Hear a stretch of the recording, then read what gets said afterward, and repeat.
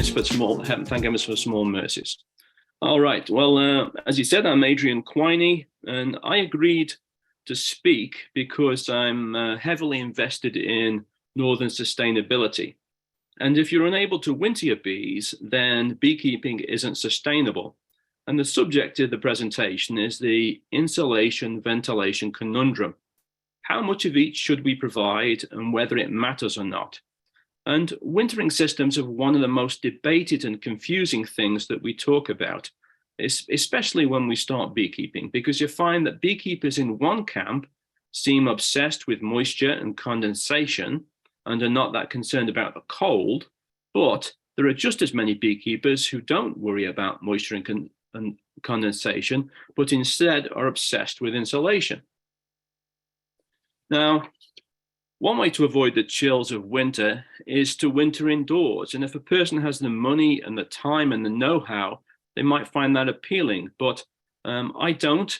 However, if I lived 8 hours further north in Canada, I might consider it.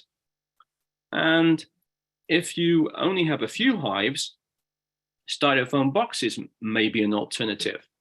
And I haven't any real experience of those, save for an experimental one I made from a beer cooler. I have several hundred wooden nuke boxes, and it would get very expensive to convert my operation to styrofoam.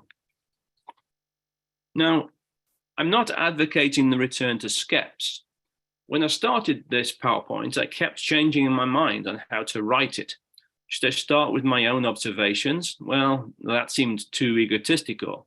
Should I start with the physicist's observations? Well, no, I have too much trouble with the math to begin there. And I decided to touch on those things, but a better place to start seemed to be with some history on wintering that I've enjoyed reading by one of my favorite writers. Now, Bernard Moebus was a German, and he was captured and kept in Britain as a prisoner of war, the Second World War. And after the war, he stayed, he worked on farms, he kept bees and became a beekeeper advisor for Scotland. And he wrote 2 articles that were published in the ABJ in the late 1990s. And you can still find them if you go to Randy Oliver's scientific beekeeping website. And he wrote a 3rd article, which wasn't published as far as I can tell, which is a shame because I think it's brilliant. And in this article, he said, wooden hives of modern design go back about 150 years to Langstroth's discovery of the beeway. 150 years is a short time span, only when compared with the skep, which had been in use for 2,000 years at least. And beekeeping in modern hives also started anew by experimentation. Alas, it often exploited the advantages of api technology and ignored the centuries of experiences which skep beekeeping had given old folk.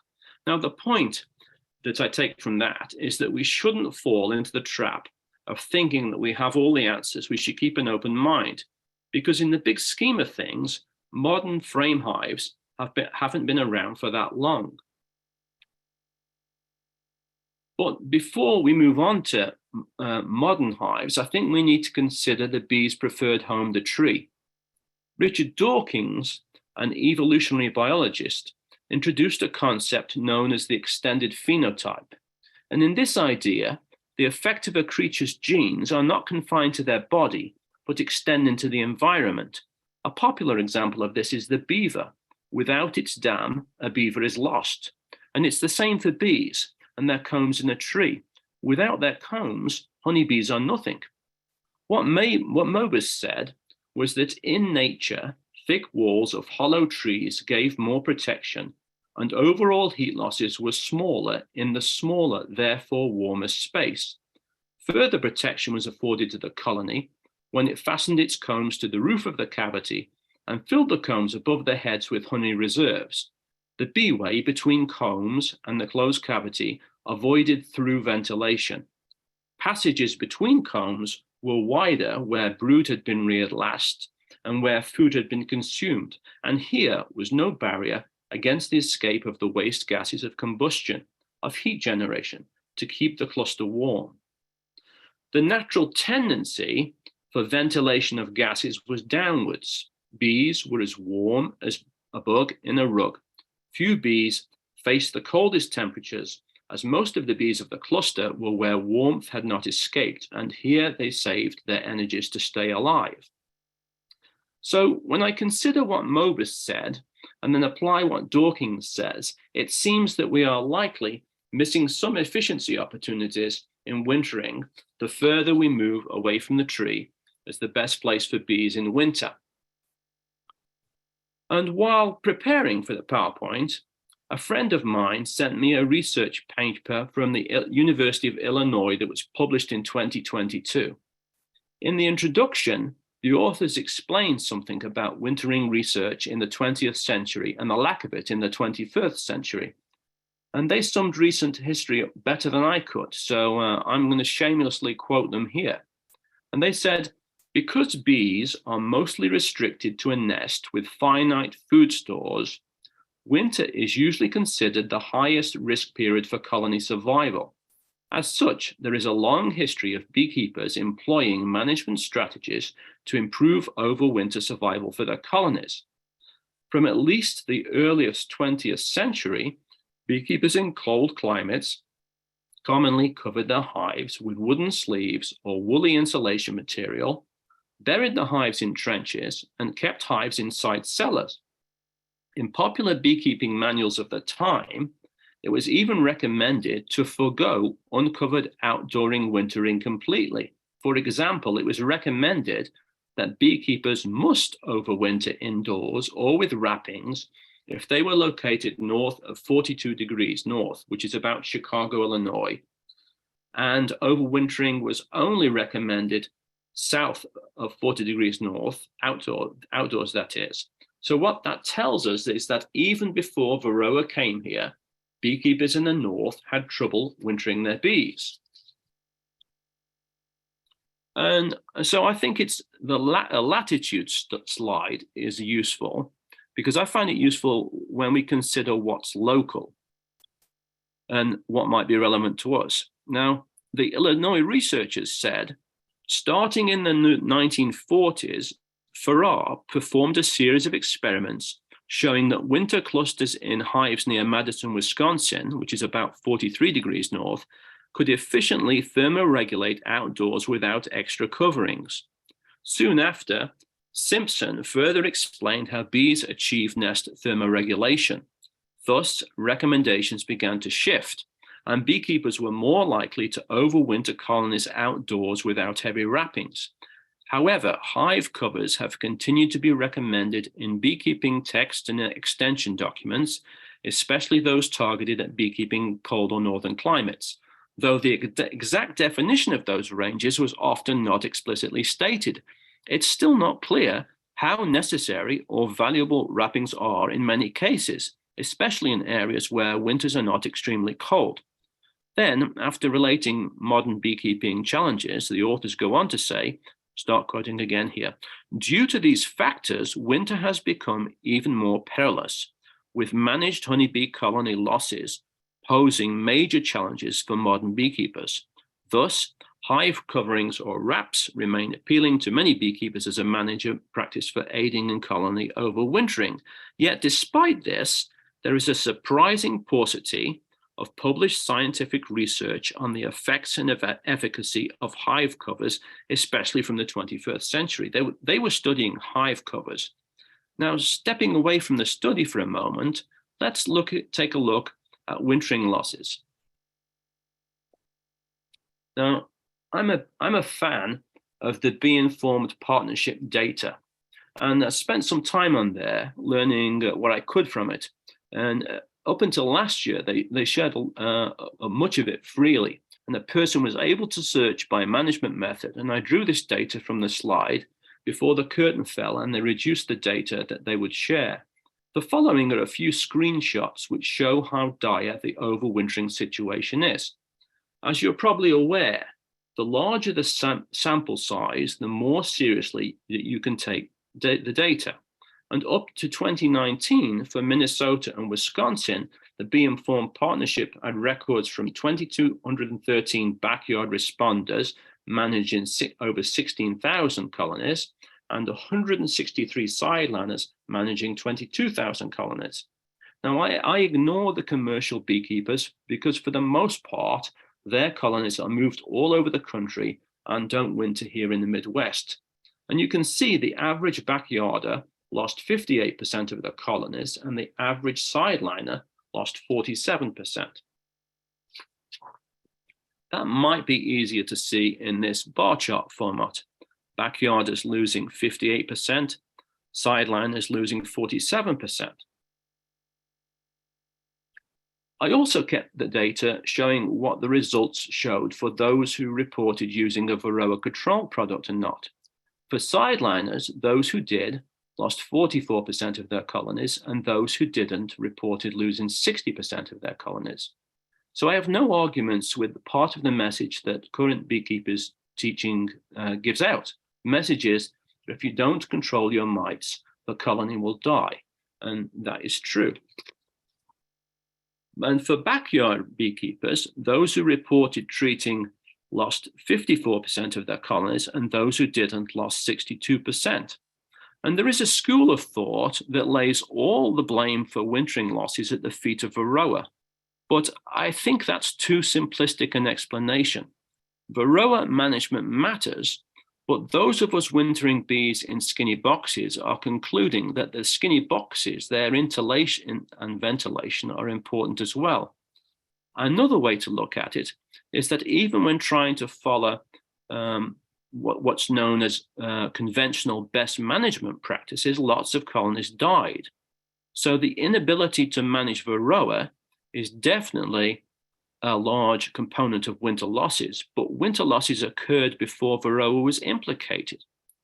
Now, there are a few ways to look at winter, but I see it as two transitions. We move from the summer bees to the specialized winter bees. The winter bees have the fat bodies that keep them going through the winter, and then we turn back over to summer bees. And you can see that those transitions happen over the months from October to April. And up here in Wisconsin, during much of that time, there's hardly any flying at all. Now, when we pull back the lids and look at the bees in the fall, they all look the same, but they're not.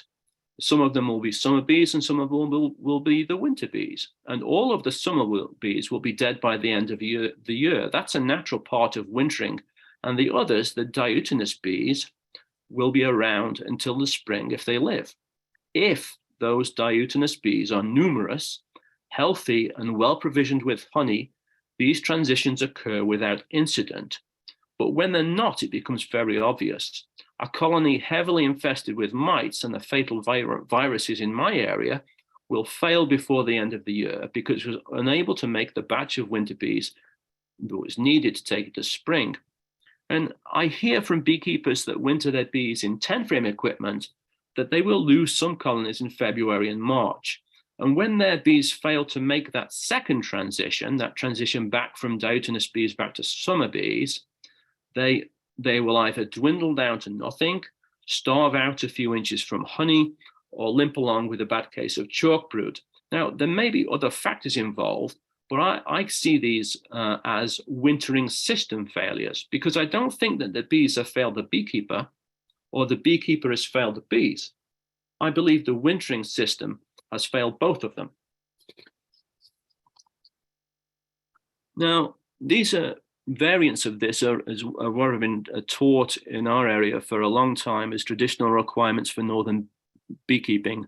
A young queen, a hive in 2 or 3 10-frame deeps weighing 150 pounds or more, lots of young healthy bees who have a low 1 to 2% mite count and perhaps a wrap, an upper entrance, a lower entrance, a moisture absorbing drying board or a quilt box or insulation.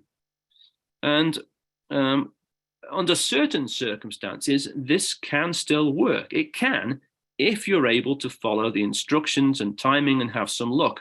The biggest problem in this list is obtaining a large cluster of young mite virus-free bees that will survive until spring. And the details vary, but as the researchers at the Dolezal Bee Lab in the University of Illinois described, there seems to be very little research in the 21st century on some essential details. And the Illinois researchers contributed something to wintering system science. And you can look this study up if you wish. And what they found was they did some good work. And what they found was that in summary, they lost one colony from the 22 that were wrapped and given top insulation, but lost 6 out of 21 that were uncovered. Now, what they found that top insulation and wrap were helpful in the spring, and this is the kind of work I want to see, more studies and experiments and data to help us solve the wintering puzzle. Now, what's interesting to me is that the researchers were working in Urbana, Illinois, which in relative terms is quite southerly. Even at that latitude, they found a benefit in survival of wrapping their colonies. And when I started beekeeping, I discovered that online, everyone has an opinion. And there are so many opinions out there, it was really difficult to sort out what was relevant to me. So I decided to filter advice by latitude. And I think it really helps to keep latitude in mind when you consider wintering advice and how that might relate to your area. I pay lots of attention to how the Canadians winter bees because they have a longer and taller and colder and tougher winter than I do. And for the longest and coldest and toughest winter, I added Whitehorse in the Yukon to this list because of the contributions that Etienne Tardif is making to beekeeping as he brings his physics background. Now, Etienne speaks at least 3 languages. He speaks English, he speaks French, and he speaks physics. And 60 degrees north is about 1,100 miles further north than Minneapolis. Now, I've listened and watched Etienne and paid as much attention as I can, and I find the physics challenging. He places great emphasis on location. His winter bees have to live a lot longer than ours, and his winters his colonies outside in temperatures that are often below -40 Fahrenheit. Winter comes early up there and lasts a lot longer, and he uses a lot of insulation. And the things I've learned from him is that when he discusses insulation, he says it matters, but it matters most in the spring. And that was counterintuitive to me because I initially thought about, when I first started and didn't know next to nothing, wrap them up tight and keep them warm all winter and keep them cozy. And I didn't think that it would actually matter more in the spring, but it makes sense because in the period during which the bees are not raising brood, i.e. the depth of the winter, they only have to keep the cluster warm enough to keep themselves alive. And that means that the difference between the outside temperature and the brood nest temperature is not quite as important and it's not quite as great. But in the spring, that's a different matter. They have to keep the brood at a constant 93 Fahrenheit. And so the consistency provided by the insulation seems most helpful then. However, Etienne says if you provide both a top and a bottom entrance, then heat that might otherwise leak from the cluster and warm the air around the colony is vented outside, and that can eliminate the benefit of the insulation because of the chimney effect.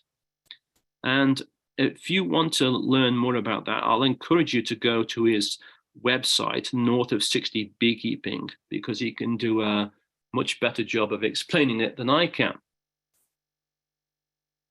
But as the previous speaker pointed out, you do need moisture, and excessive ventilation can result in greater consumption of stores and greater production of moisture, and much of that can be vented out. And it's these last 2 points that cause the most consternation from the beekeepers who are heavily invested in the traditional way of doing things.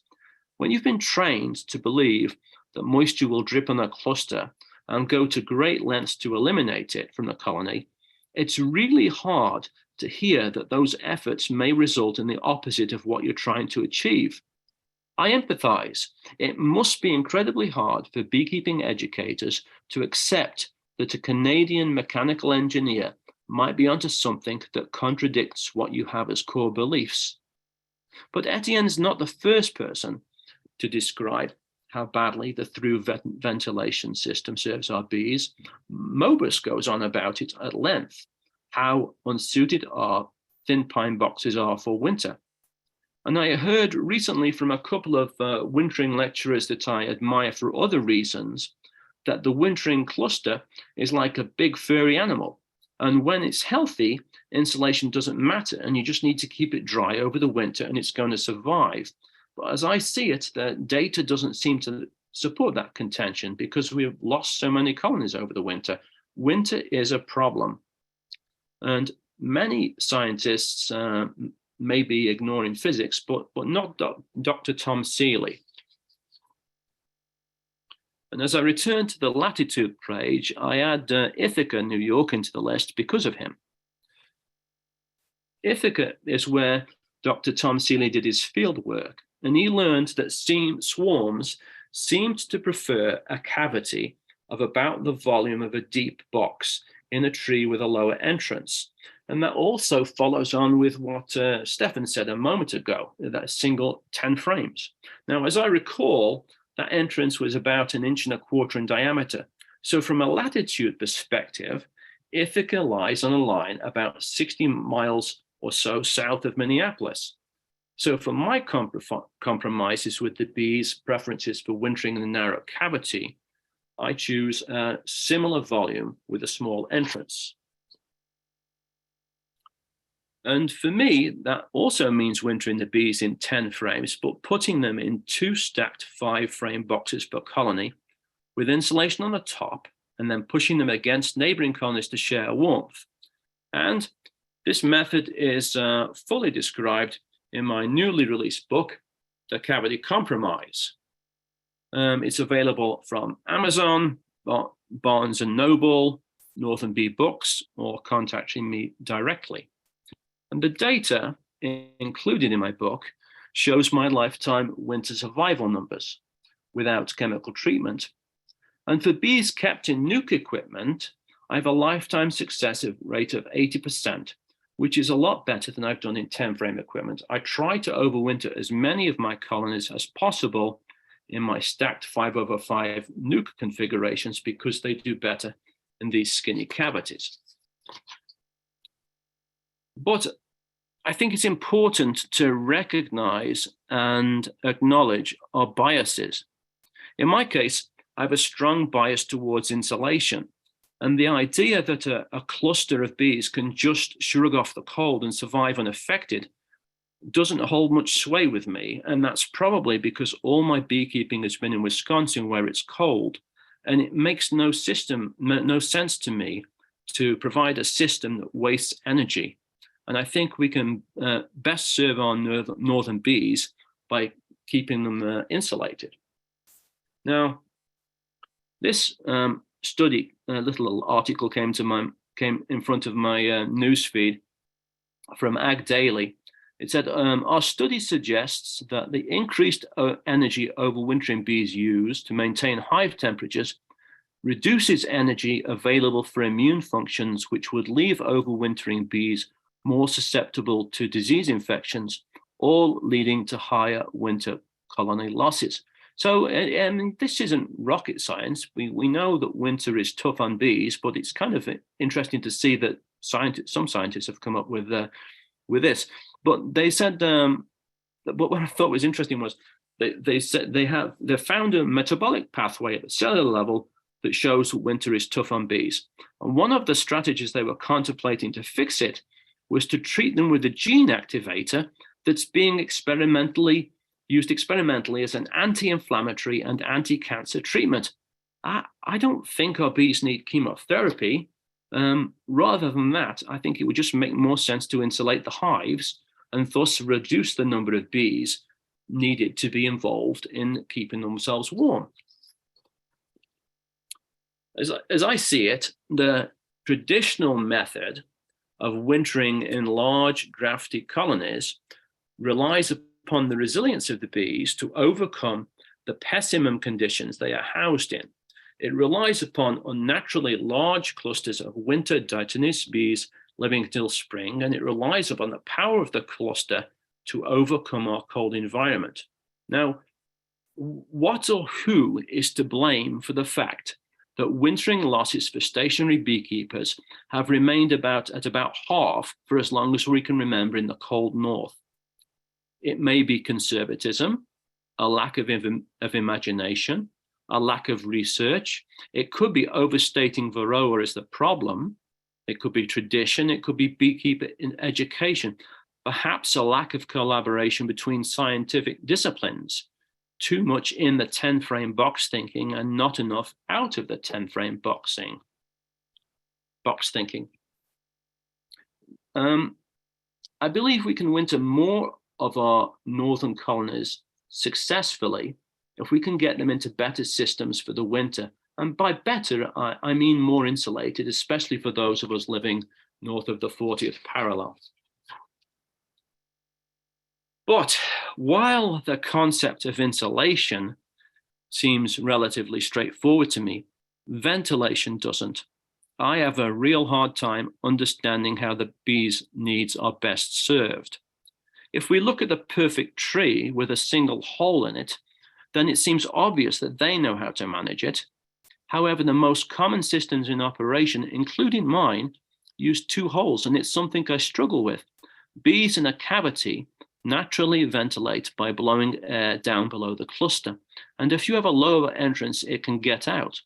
However, my vents is a compromise because a single bottom entrance can get plugged by dead bees and ice. So I provide a second entrance, and this entrance is a 3/4 or 7/8 inch auger hole, reduced about half with a segment of wine cork.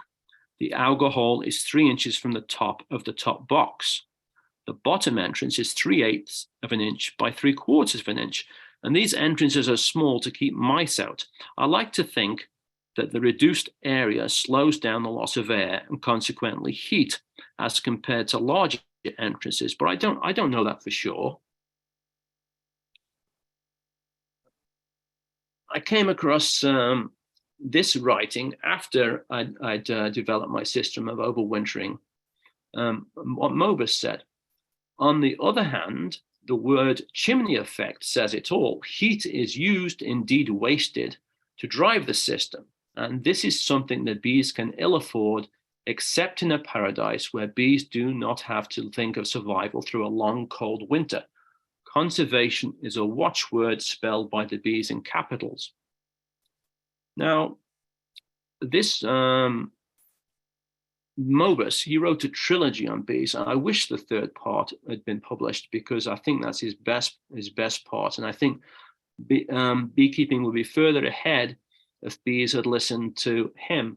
But he seems to be only one a number of physicists that conventional beekeeping authorities have been ignoring. So I don't know if it had been published if people would have listened to him either.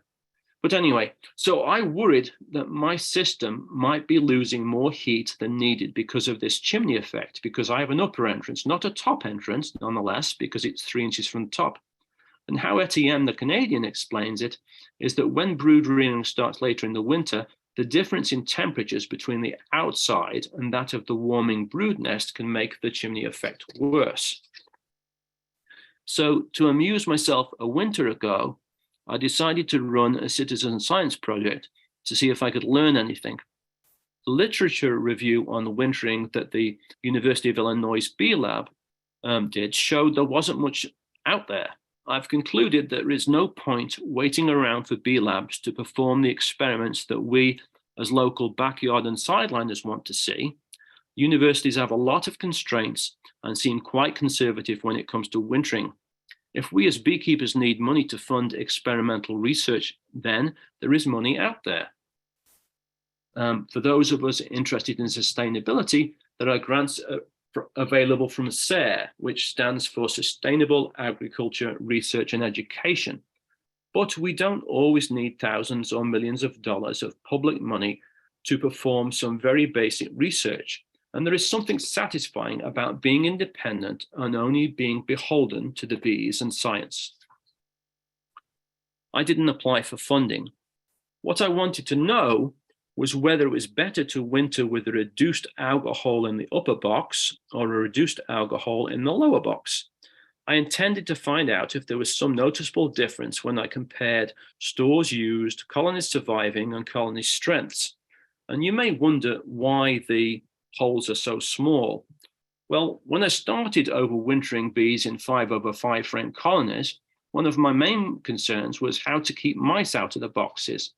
I had seen that mice can run right through a 1-inch alga hole and read that a 3/8 hole was too small for them to get through. However, a 3/8 hole is too small for the volume of bees that want to pass through in the summer. So I opted to use alga holes of about wine cork size because the wine corks are free if you're a wine drinker, and I didn't want to buy corks. And then I reduced those holes for winter further by putting a segment of cork inside. Now, in some respects, that logic was faulty because if the mice wanted to, they could simply chew their way through the cork. And I'm going to confess, I didn't give the bees' need for ventilation very much thought at all. My focus was on excluding the mice. And this has been my standard wintering arrangement for years. There are 4 colonies sitting side by side, with the outer ones protected by 2 inches of R10 styrofoam, and the gaps between each colony are filled by the squishy Reflectix double bubble insulation. And what you can't see underneath that 4-pack wooden outer cover, each colony is protected by an individual feed bag and or a plastic in a cover, which is just a piece of plastic. And then on top of each individual colony is 2 inches of painted R10 styrofoam. It's painted to prevent it degrading in the sunshine. And I believe, based upon my successes, that wintering bees in this manner works well for them. However, what I don't know is if there's a tweak or two that might improve things even more. You'll note in my standard arrangement, that's the 4-pack on the right, that the top alga hole is half open. And that hole, as I mentioned, is 3 inches from the top of the box. We know that heat rises, and I imagined that above that hole is a pillow of air, and that some heat is wasted as it moves out, as warm air moves out through the little hole. So I thought, if I assume there is a pillow of air that extends down 3 inches from the top, wouldn't it be better to have the top alga hole closed and the hole in the bottom open to the same degree? If the vent hole was 9 5/8 lower, shouldn't it be warmer in the colony? And if it were warmer in the colony, it might be reflected by less food being used over the winter, a difference in survival, or a difference in strengths. So I set up an experiment to see if the difference in reduced alga holes made a difference in the food consumed, survival, or strengths. So what I did was I got 2 groups of colonies to overwinter. One group with an upper box reduced alga hole and one with a lower box reduced alga hole. And colonies were wintered in groups of 4, and respective colonies were matched by varroa load, all in the same apiary, 12 in each group, 3 packs of 4 colonies in each group, all headed by queens from the same breeder mother. And as you may know, beekeeping experiments are tricky because there are so many variables in beekeeping. And I decided to reduce variability by using the same queen lines. I have a John Harbaugh VSH breeder queen from 2020, and I used her daughters. And incidentally, people were mentioning earlier, why do inseminated queens, artificially inseminated queens, die out sooner? They don't always. This same breeder queen went into winter this past fall, and I have no reason to, I know the colony is alive, and I'm hopeful she's still alive in the spring. Anyway, I didn't have enough time to set up as many mating nukes as I needed to place the cells all at once. So I placed cells on July the 15th, and I emerged some of the same graft in an incubator in cages. And here is an army of those virgin queens. And that's my army, which of course is normally kept up in my sleevey. Now, the cells were placed directly into the nuke. The cells were placed directly into the nukes in the yard that were waiting on July the 15th, and then the virgins were taken out. The emerged virgins were taken out to the mating yard on July the 18th. And then I came back to the colonies on August the 3rd and assessed them for queen-rightedness, marking queens if I saw them. And these colonies were never intended to grow to wintering size by fall with just the brood that I established them with. They needed extra brood and more stores. So on August the 4th, I came back and boosted them from their 3 or 5 frames to 10 frames by adding a second level of drawn frames, including honey and brood. And note that I also kept track of the mite count of the brood that was donated.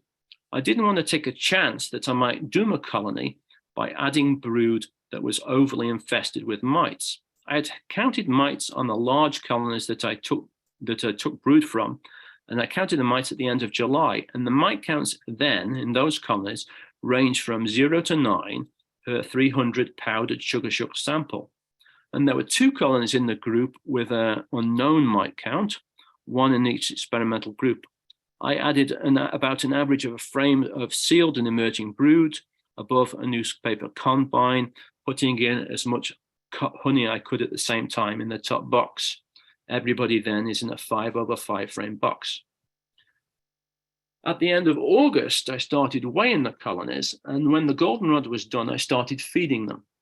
And you can see that by October the 5th, I was done with weighing and started identifying colonies that were matched by donated mite burden to include in the experiment.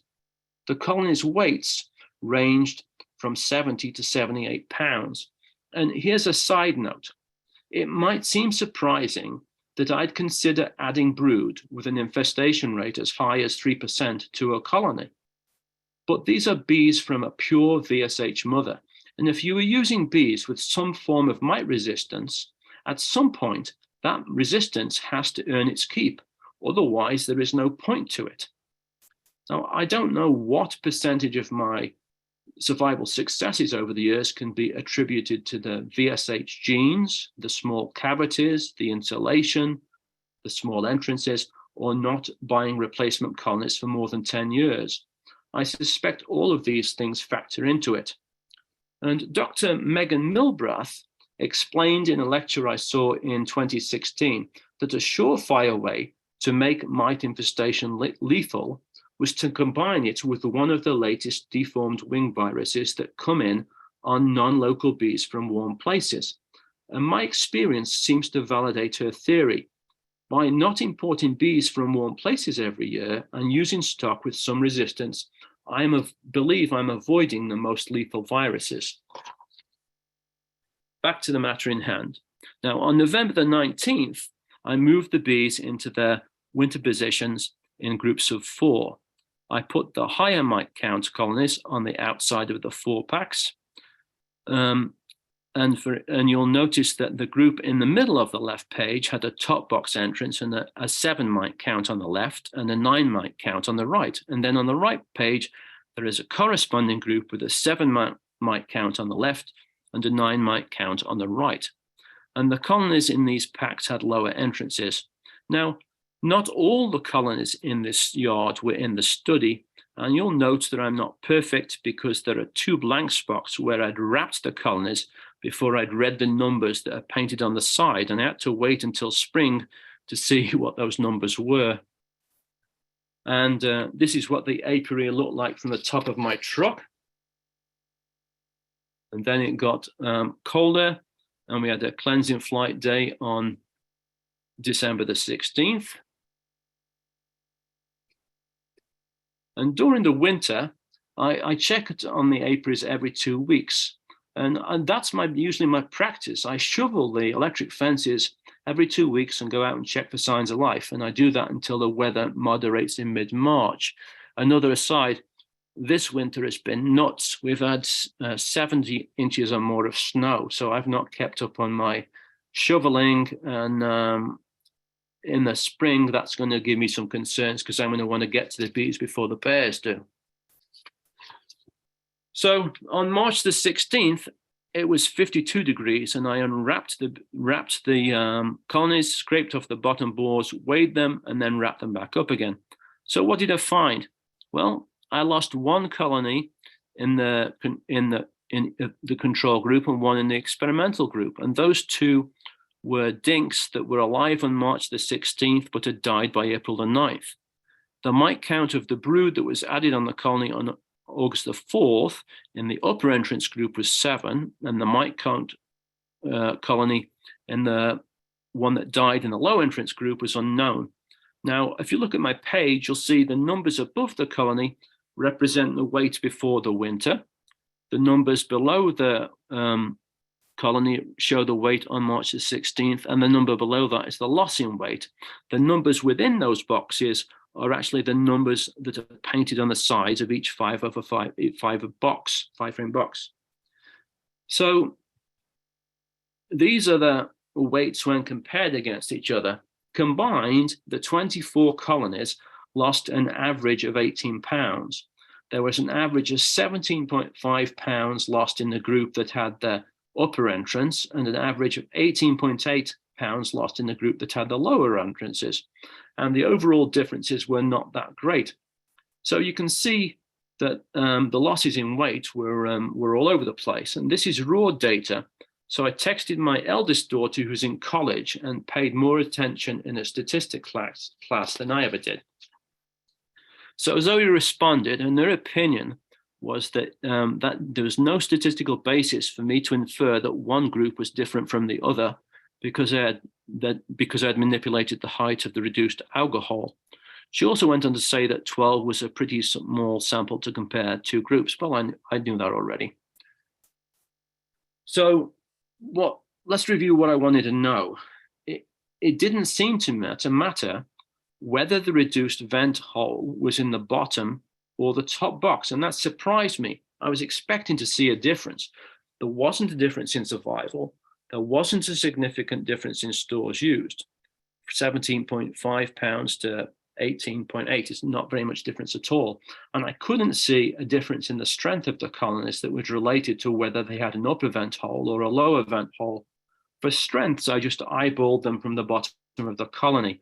If there had been marked differences when I'd eyeballed them, and there was marked differences in the stores consumed, I would have recorded measurements of seal brood on a warmer day later in the season. But because there was nothing to see, my curiosity was satisfied at that. So in summary, I've concluded that insulation matters, but it matters more so in the spring when brood is being raised. And in spring, as bees turn their population over to from winter bees back to summer bees, I think the colony should be viewed as a nursery, perhaps even an incubator. But as to ventilation, I still have many questions about it. I suspect that my bees, wintering in 5/5 frame colonies, have benefited from the increased humidity that my highly reduced entrances provide, but I don't have any evidence to back that suspicion up. Now, latitude is important. It's evident from historical data in the US that winter was a problem before Varroa came, and logically, so even when Varroa is under control, winter is still a problem. We need more research to determine what's effective. If more of us are to become sustainable, we, the beekeepers, can do some of the work ourselves through field trials and experimentation. We need to experiment, collaborate, and communicate, both the things that work and the things that don't. There doesn't seem to be any point waiting for university researchers to provide the science, because they are more focused on other matters. Wintering science is not a priority, it seems. If we need funds there are grants available for well thought out projects, but we don't always need funds if we're just documenting and tweaking what we're already doing. And here are a few resources, and happy to take any questions.